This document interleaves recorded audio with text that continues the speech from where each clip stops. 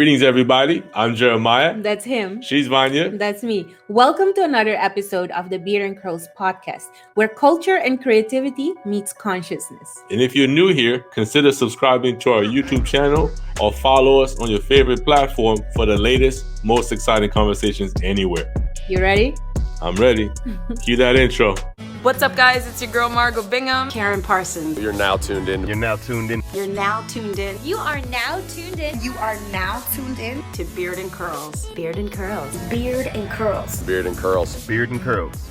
Keep it locked. Today's guest is a mental health advocate, a WAYFam host at the Way World Outreach in San Bernardino, California, amongst other things. We're talking about none other than Loriann Sako. Lori, welcome to the show. Hey guys, thanks so much for having me. All right, so tell us a little bit about your history. So now you studied psychology. What made you decide to go into that field?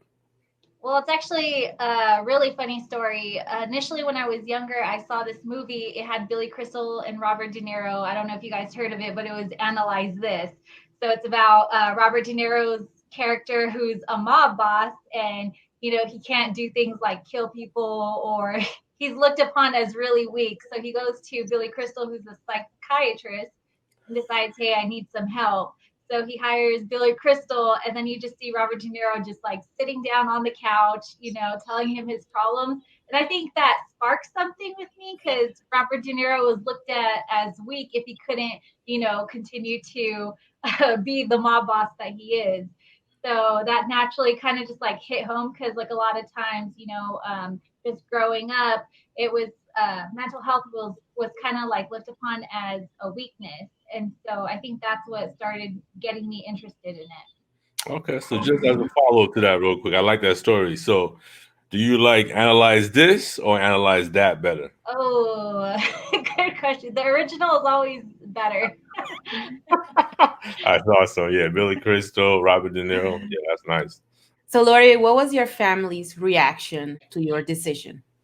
Well, I think the biggest thing was going to school and finishing school. So, unfortunately, my mom was just automatically a caretaker. So she got married really young, and then she started taking care of us. And so she always tried to finish school. So her biggest thing was, I don't care what you major in, I support you, and whatever you do, just make sure that your initial thing is making sure that you finished your education before anything. So before getting married, before, having kids, whatever the case is, make sure that you get an education first and foremost. Did they have like kind of like a preference for maybe what they thought you should do, or what would probably bring in the most money? Or like, I know they let you do your thing, but did they have any thoughts as to what your career might look like?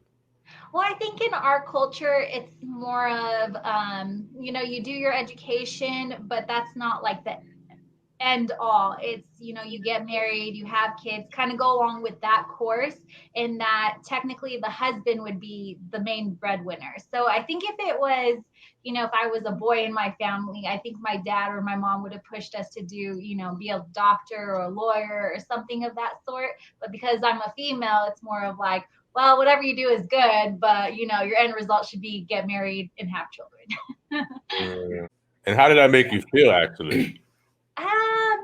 Well, I think for me, when I was young, I wasn't looking at marriage whatsoever. I was kind of like, okay, they're a little crazy. I'm just going to do what I want to do anyway. So like my mom was encouraging me to go through school, and I'm like, okay, I'm good with that. So even though that was what they wanted, they had their own plans for me, I think God had something completely different. So I got into the field and I started really liking it and enjoying it. I think that's what encouraged me to just go through school. Was I was thinking to myself, like, well, I know they want me to get married, and if that happens, that happens. But if not, I'm going to have to make sure that I rely on myself. So I had like a Arabic mentality, but I also had the American mentality of like, no, I don't want people to support me. I got to take care of myself. So they had envisioned something completely different than my life now. Nice.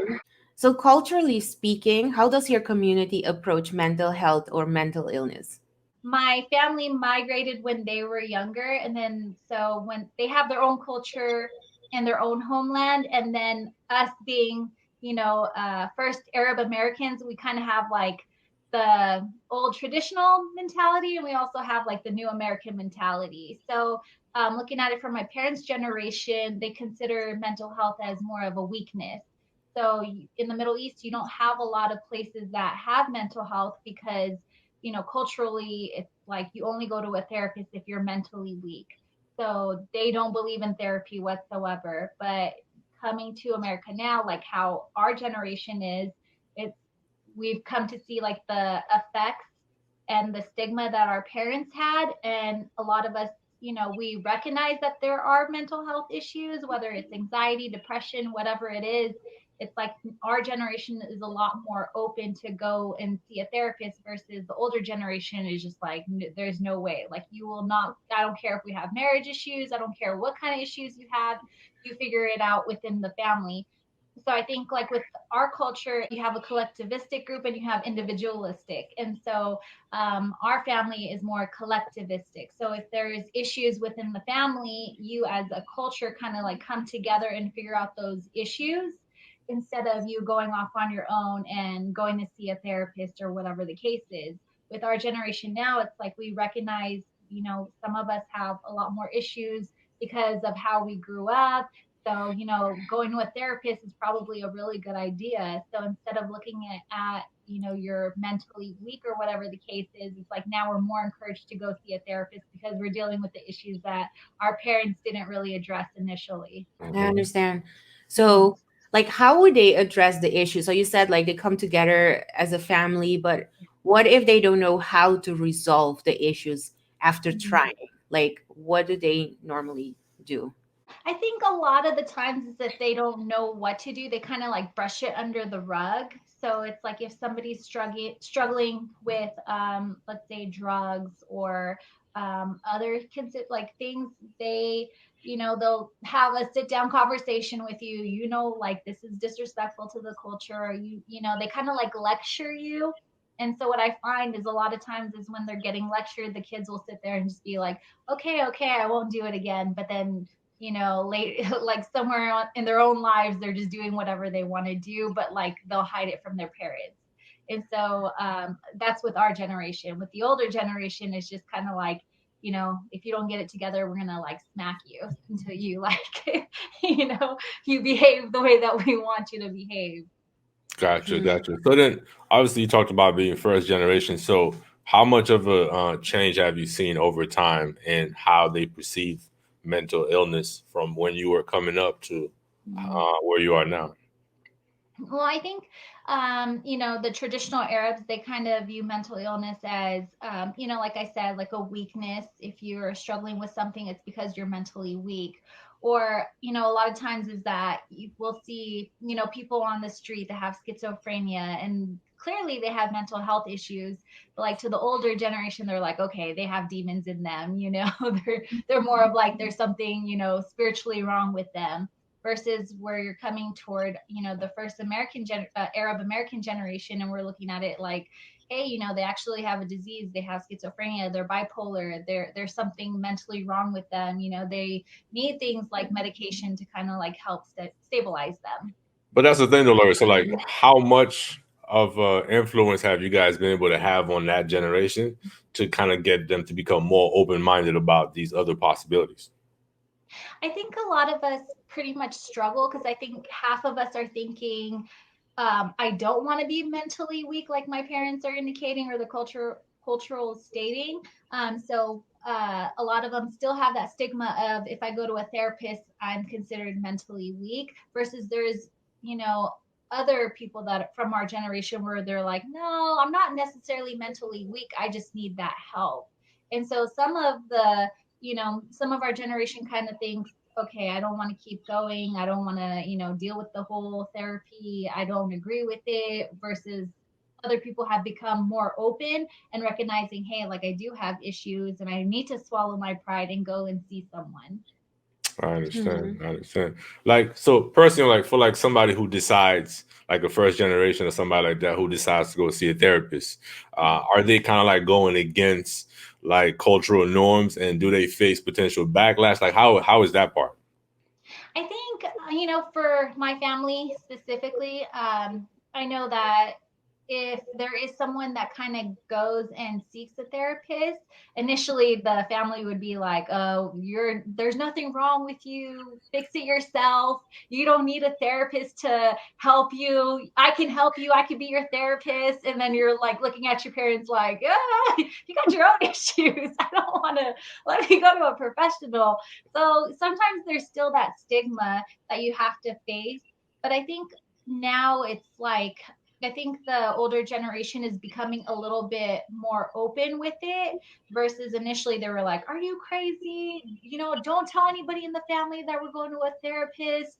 They're going to think you're crazy and we don't know how to handle you. So I think they're okay with you going as long as you don't make it known to, everybody else. Like, That's it's what I was okay if gonna you want to say. know. So it's like they're concerned about the reputation or how Yeah. people are going to view them and things like that. Maybe they don't want people talking about the business like that. So it seems to be like those things. Because I want to know, like, where does the stigma come from? Is it because of some of these things, or they don't think therapists actually are effective, or some of the things that we've talked about?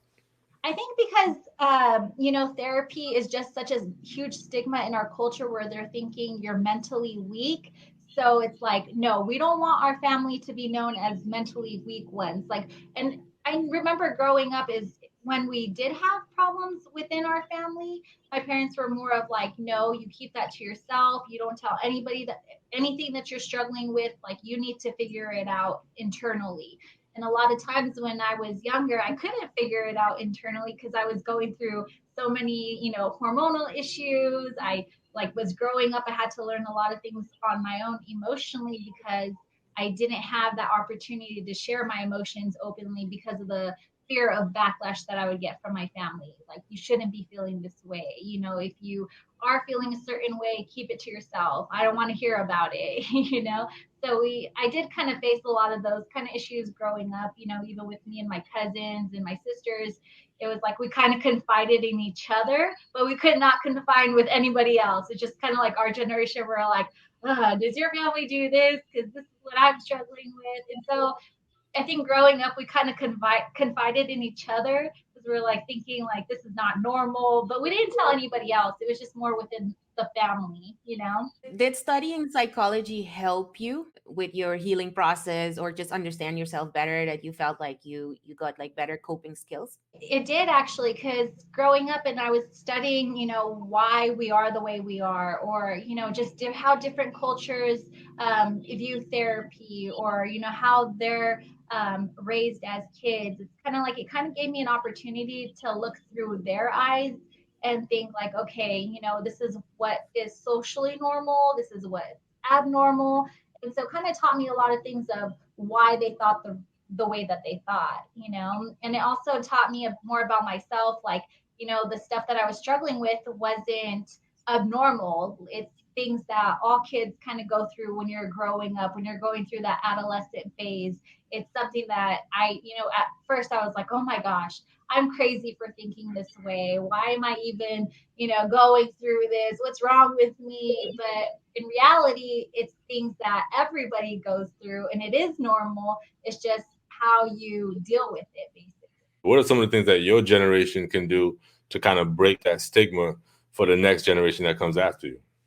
Well, I think just talking about it, I think now our generation is starting to open up a lot more. Where initially we were kind of like, hey, make sure that you conceal everything. I think it's been taught to us so much that now we're like, okay, like let's actually talk things through. Let's make sure that we're okay. Let's check on each other more often. And so just teaching the next generation that, hey, you're not emotionally weak, or you're not less of a person if you do go to therapy. So just kind of changing that stigma by, talking it out, making therapy more normalized versus, hey, you don't go there because you're considered crazy if you go. We're focusing a lot on what's happening here in America. So as far as the Middle East, how is therapy viewed, and what are some of the things that can be done to maybe destigmatize mental health a little bit more? That's a good question because as of right now, I know that mental health is not very big out there in the Middle East. I think because there is that stigma of, like how we grew up and how it's not normal to do those things, it's still carried on in the Middle East. So you don't see a lot of people that are practicing mental health. But I think it's slowly opening up because now, they have things like PTSD because of the wars that are going on constantly, or they struggle with anxiety and depression more because of what's happening in the Middle East. So I think now, whereas like you're considered crazy for thinking these things because they have gone through a lot of trauma, now it's beginning to open up a little bit more because now you want to deal with the PTSD symptoms, and so I think because of the things that's happening in the Middle East, they're becoming a little bit more open to going to therapy and dealing with these issues because now it's not like you're crazy. It's like, hey, we're going through these things. The kids are seeing other kids being blown up, or there's a lot of violence there. So, which is not normal. So for them, it's like, okay, we're dealing with things that are very traumatic. So I think it is best to send our kids or us to get the help that we need because we're going through a lot of experiences that are not normal. You talked about PTSD quite a bit. So, what are some of the other common mental health issues or mental illnesses that are impacting folks back in the Middle East? I think what's happening besides PTSD is that a lot of people are facing anxiety and depression. And because the majority of the Middle East are in the Muslim religion, it kind of bleeds through into the culture. So where you have things like, women, women don't have the same rights that we have over here. So if they're going through, issues with their husband, they can't talk to anybody about it. And so what ends up happening is it causes a lot of anxiety and depression within themselves because they can't go anywhere. They can't, like their husband is the person that's like gonna, kind of rule them. And so it's just like you don't get a voice when you're, when you have a husband like that. And so what ends up happening is a lot of women suffer from anxiety or depression, or let's say that, for example, a man can't work or there's something going on where he's just unable to go to work or take care of his family, then you're going to have examples of anxiety or depression as well because they're not able to provide. So in our culture, it's like, the man is the sole provider. They're supposed to provide for the family. They're supposed to do everything for the family. Like everything kind of falls back on them. And so sometimes, let's say if they have to go to war, they're just unable to physically care for them. What ends up happening is they feel a lot of shame and depression in their lives. So I think a lot of stuff that they're also dealing with. It's kind of like here as well. The things that we face, they kind of face over there too. So it's more of, there's a lot of depression that I've found in the Middle East as well. You personally, you're a Christian. So, like, what are your thoughts about mental illness from that standpoint? Well, as a Christian, I find it in the Bible all the time. So I know that a lot of people try to separate it, but I've kind of, there's like scriptures where it says anxiety in the heart causes depression.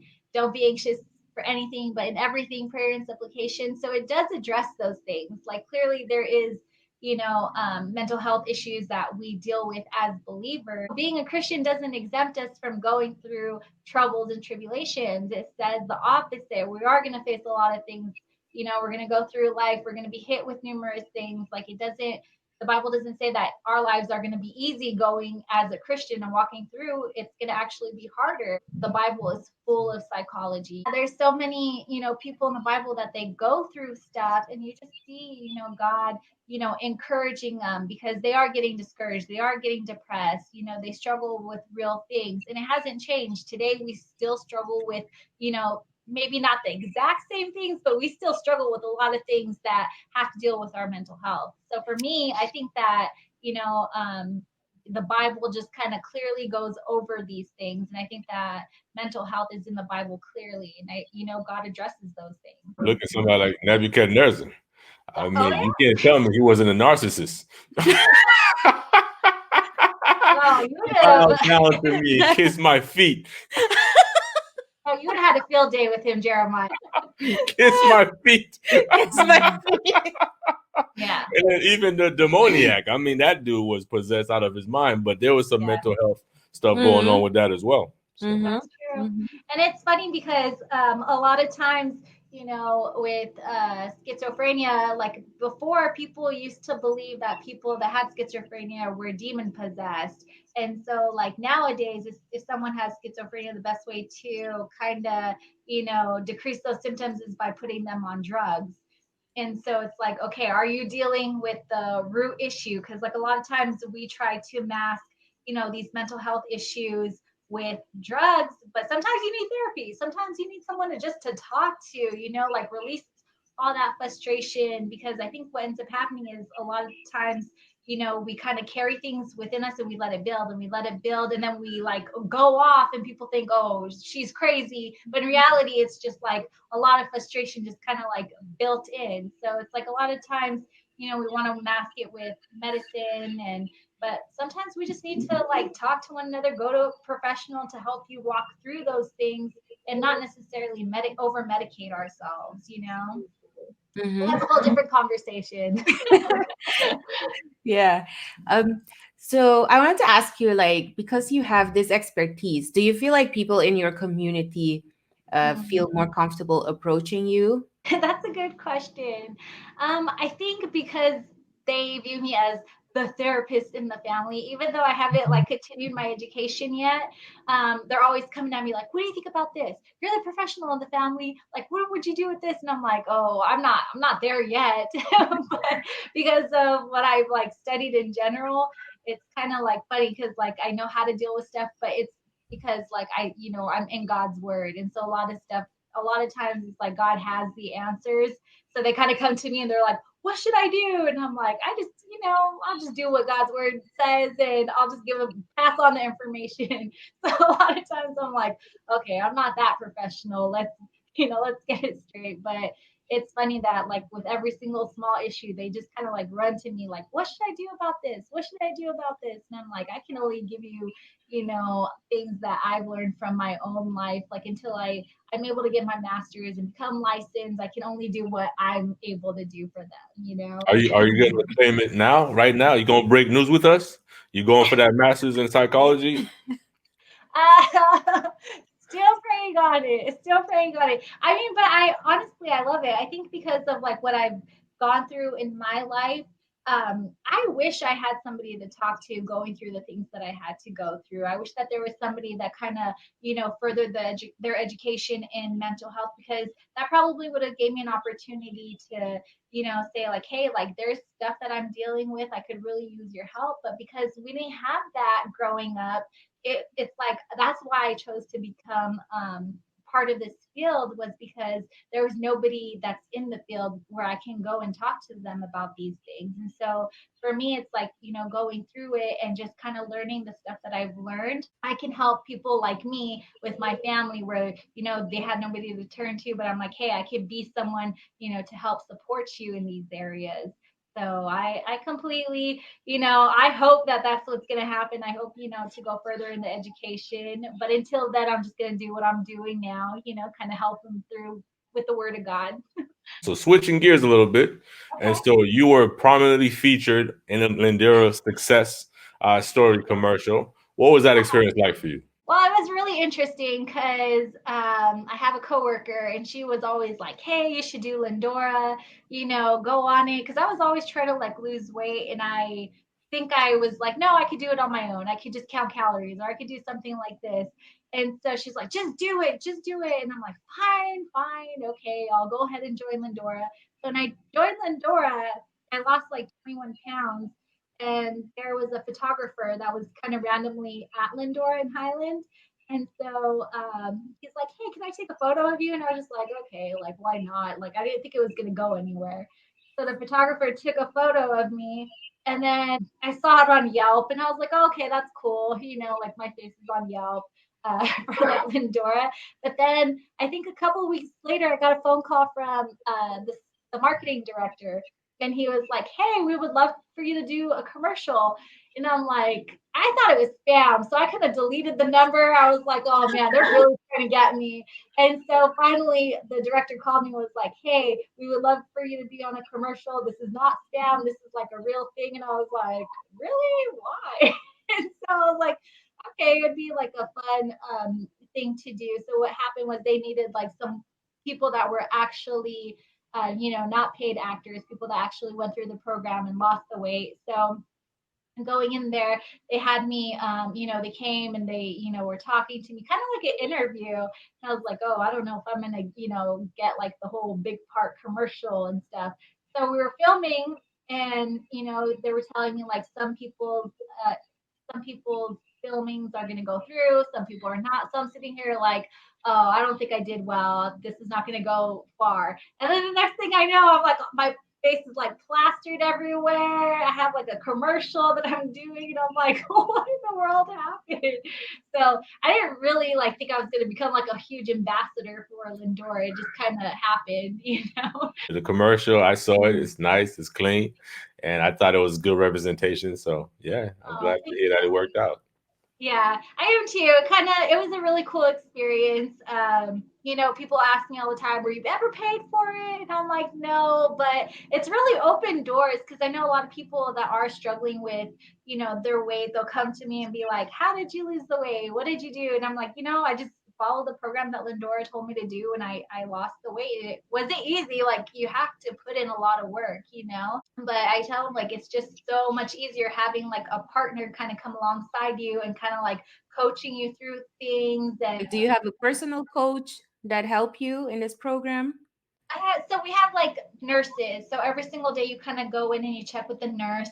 And a lot of times it's like you don't want to go in weighing more than what you did the previous day. So you're like kind of like, okay, I don't want to go in and they're going to ask me what happened? Why didn't you do well yesterday? So instead of like going through, I was like, no, I got to like drop weight every single day, or like, make sure that I'm consistent, because I don't want her to have to go back and be like, Lori, why didn't you lose weight, or what's going on? But they were really sweet nurses. So they're pretty much like nurses, kind of like talking to you every day, making sure that what you're doing is like staying on track, or, if you did do something bad, okay, how can we kind of like substitute this food for something else?